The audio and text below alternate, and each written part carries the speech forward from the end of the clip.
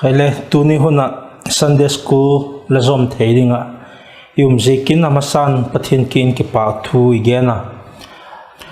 tu chungi zilai som thum lengana hindan phale pilna choi hoina ti thu pi hi isim dingu thugen tu bungsagi chang ko pat chang som pagit a hi chang vop hi bungsagi chang som pasagi na kha hi i chang vop diu hi wak tak langin katin gilo talokin la angol le hidikin la thi hun lo bangti thi mai ding lahem ti ai zakhat i chang vop diu hi izilai hi thupi lom thumin akikhena hi chomcha cha hi thupi a lut mai hitinun pakhat na chun hindan phale pilna pa changna ti hi bungsagi chang ko pa chang som pali jesung hi jethupi lom khathin a khai khoma ji chang ko na hi isima hi chun lung na pai jingkin lung na hi mingolte lai gilin a cheng den sik hi ati lung nat kisum the apoi modan ti hi hindan phale pilna pa changna ti chun lung nat le lung ngai na kisum the hoile thil poi mo mama alhidan a hi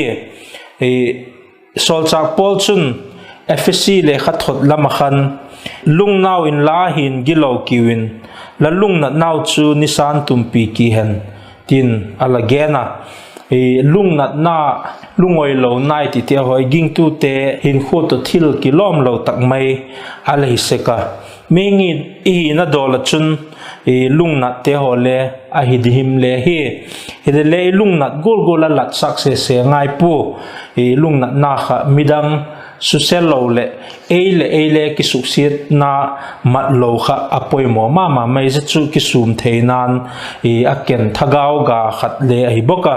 thugen tu hin le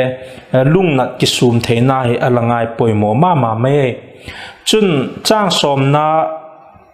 iet ki taile bangdinga tulai hun sanga malai hun kha phazo ahem tikin zela dot na hi pil nazik ai pongala atikita mitam tak chun hun chi sa te ho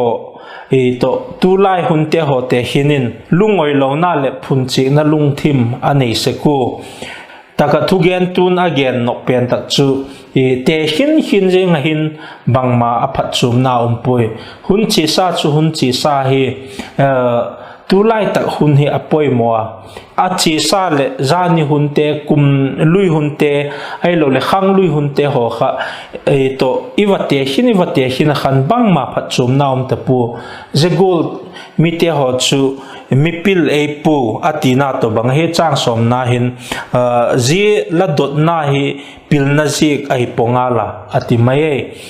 tu huna idin mun lai ta hi bangola mathim dinga hem bangola pathinin zedin munahi zehuna hi bangje ka pathin koya hem ti pen hi boipi zo he gingtu ti adinga chu yum ding dan al hi zo dan hi ti kha gen chen mama me chang som pakhat na hin pilna hi golu tak loading gola pha hin je hi nisa mukhate aphat chum naw hi atikita pilna hi ngai poi modi ngai ti again na hi maya chuda chang som pani na pilna na hum bit na hi dang ka sumin aven bit to bang a hingala he na ne aphat chum na pen chu anei tu hin na api hi a hi ati mihing ki hum bit na dinga chun pilna le hausak na te sum le pai te le het na te hi apoi mo gela ipoi mo itak sapte ole sum le pai mangin in kho hi iki en kol se ka je gol boga chun pilna le het na ti hi le apoi mo mama maya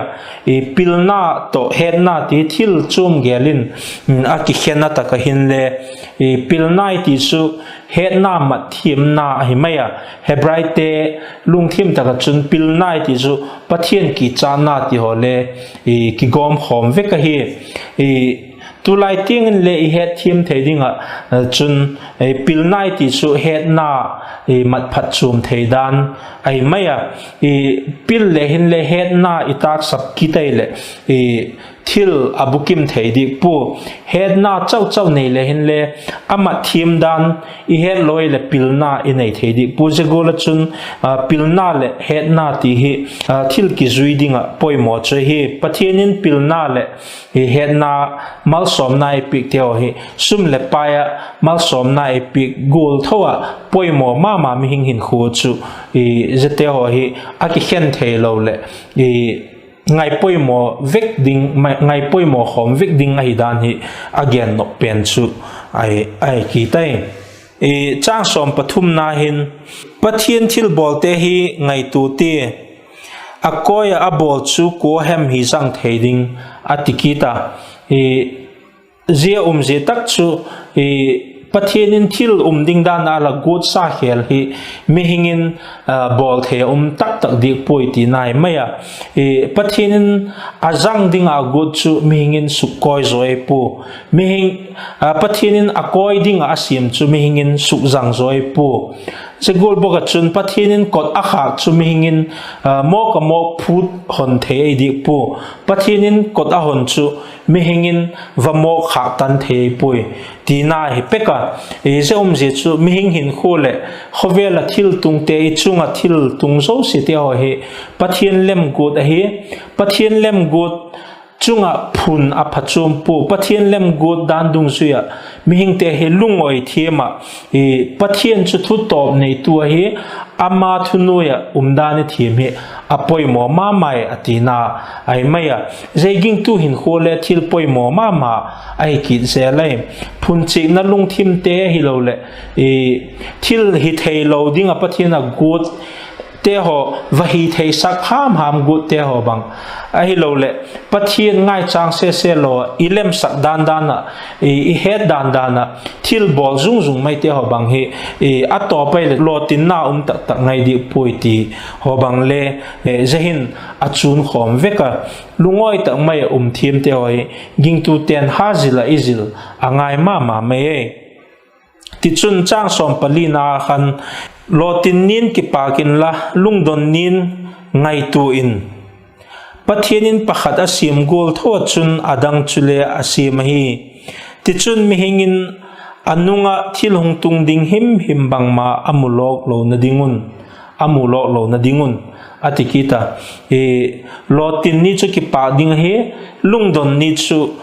ki ngai tu dingai ati ki pa ni le lotin ni sim tu chu lungdon ni sim tu khale a he pathianin thil zo si he asima mi hengin bang ma amulok pu asi ka chun lungdon ni le ha lungdon be loading ki pa ni le ahun ting head ding ti hi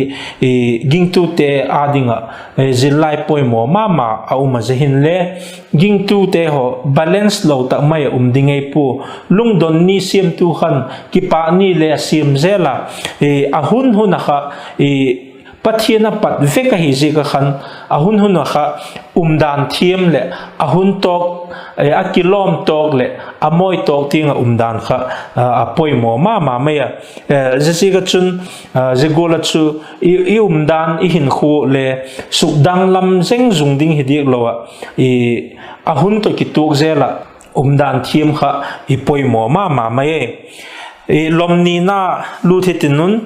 thugen tu thil mudo ti he lomni na he chang som panga na kha vaksim ki thetinun kadam sung hin khu bang malo hin thil zo si kamuta hen mitik tak adik jing sapia le mangthai le a umin migilo agilo sapia le sot tak dam le a umui ati zethugen tu thil mudo he judate ngaidan to ki tu poma maya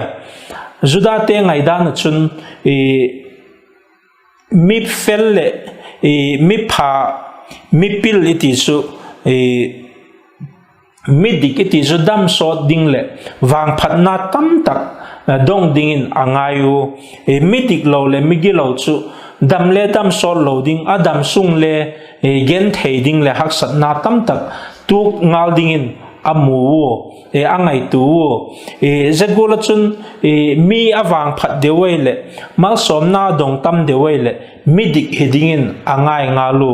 mi awang sit dewai le ai lo le achat ka hema gen thei dewai le agil lo je ka gen thei hedingin amek bel ngal se ko zagul ngai dan chu adik poma ma yati nop na he thu gen tu hin pathinin bangje ka tigola cho saka hem ti ho chu en ingai tu phanai pu hil le vai nung le wanga mi tun phan le je ho zo se zu don hu na chu thoding in eging cha himale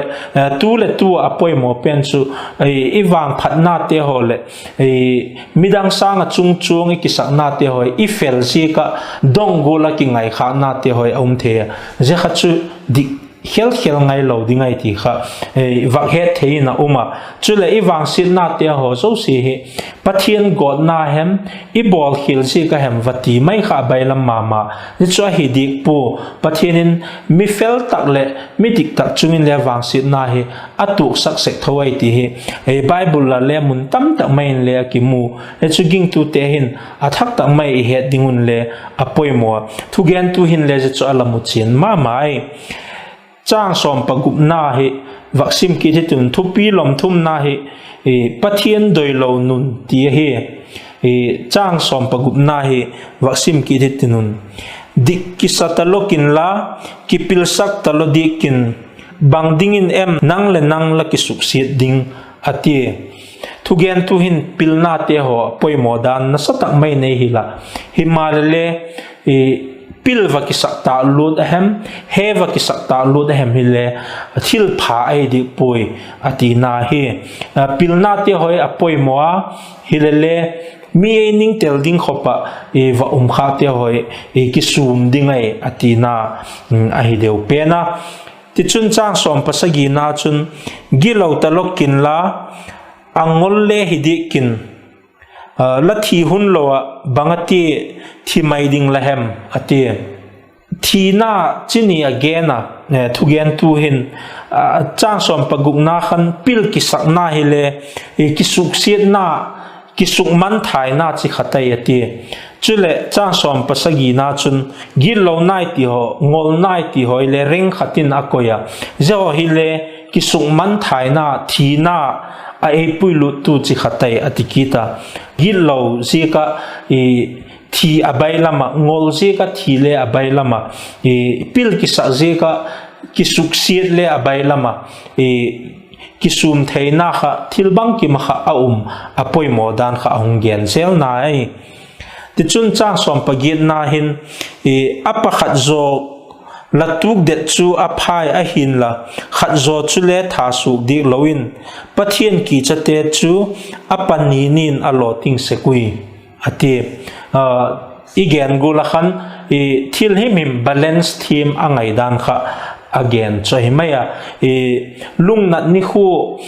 ale kisum deu angaya kipa ni khole kisum deu angaya lungai ni khole ki ven deu angaya tichun pilna poi modan again boka hilele pil ki sakta lu khale thil lau umle thil pha hidik lo hidan again kita zo so si khan apani ni tuk tu je langai hin khu khan ki balance kha apoi mo ma mai ti hi chang som pagin na hin tu ni lesson pumpi kha a khai khom theya ti chun tu ni zilu hi mat phat chum theingal ding le hin khuwa thil poi mo tam tak mai auma thil so si kha alang ni kop tua balance tua hindan thim kha tu ni huna izil line izil sak no pen cho hi hindan phale pilna choi hoina ti hin zo si kha ko mu nop chu a hi pe nai gen khom ding hi pakhat na chun lungnat paijing a khol dan gen hi tiu ti hi panina chun ma ki tha nop na hi setan na sepa ngai mai the dim ti hi zete ho hi ngai tu zui zelin tuni zilai chu tigol khan I chai photta lalpan ium na chetun angai thatu te zo se emal som pe hen la